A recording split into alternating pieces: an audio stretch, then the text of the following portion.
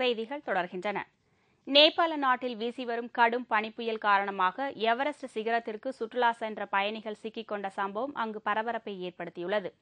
அழகு கொஞ்சம் மலைகள் சூழ்ந்த நேபாள நாட்டிற்கு உலகெங்கிலும் இருந்து சுற்றுலா பயணிகள் வருவது வழக்கம்.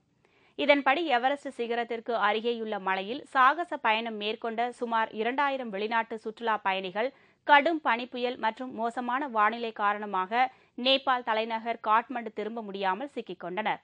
இதையடுத்து அங்குள்ள லூக்லா என்ற இடத்தில் அவர்கள் தற்காலிகமாக தங்கியுள்ளனர்.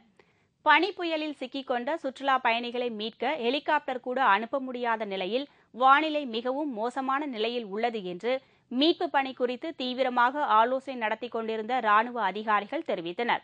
சுமார் 2000க்கும் மேற்பட்ட வெளிநாட்டு சுற்றுலா பயணிகள் எவரெஸ்ட் சிகரம் அருகே மாட்டிக்கொண்ட சம்பவம் அங்கு பரபரப்பை ஏற்படுத்தியுள்ளது.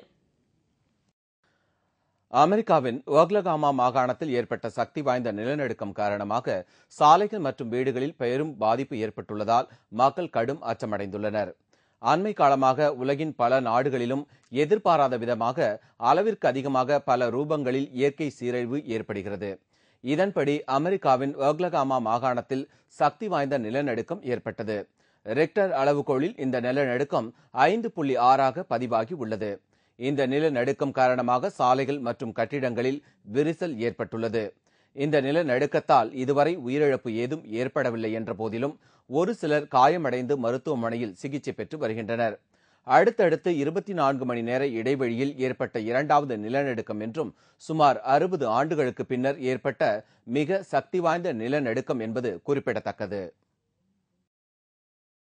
மீண்டும் முக்கிய செய்திகள். இன்று பக்ரீத் பண்டிகை கொண்டாடப்படுவதையொட்டி முஸ்லிம் சமுதாய மக்களுக்கு குடியரசுத் தலைவர், பிரதமர் மற்றும் தலைவர்கள் வாழ்த்து தெரிவித்துள்ளனர். காங்கிரஸ் கூட்டணி அரசின் ஊழல்களால் நாட்டிற்கு பெரும் அவமானம் ஏற்பட்டுள்ளது என்று பாஜக மூத்த தலைவர் அத்வானி குற்றம் சாட்டியுள்ளார். ஊழலுக்கு எதிராக போராடி வரும் அண்ணா ஹசாரே குழுவினர் மீது தாக்குதல் நடத்தப்பட்ட சம்பவம் நாக்பூரில் பரபரப்பை ஏற்படுத்தியது. வலிமையான லோக்பால் மசோதா திட்டமிட்டபடி நாடாளுமன்றத்தில் தாக்கல் செய்யப்படும் என்று நாடாளுமன்ற நிலைக்குழு தலைவர் அபிஷேக் சிங்வி தெரிவித்தார். இத்துடன் செய்திகள் நிறைவடைந்தன. மீண்டும் செய்திகள் பிற்பகல் 1 மணிக்கு. உங்கள் பிரச்சனைகளுக்கு உடனடி தீர்வு காண 30134600 என்ற கேப்டன் டிவியின் தொலைபேசி எண்ணை தொடர்பு கொள்ளவும். வணக்கம். வணக்கம்.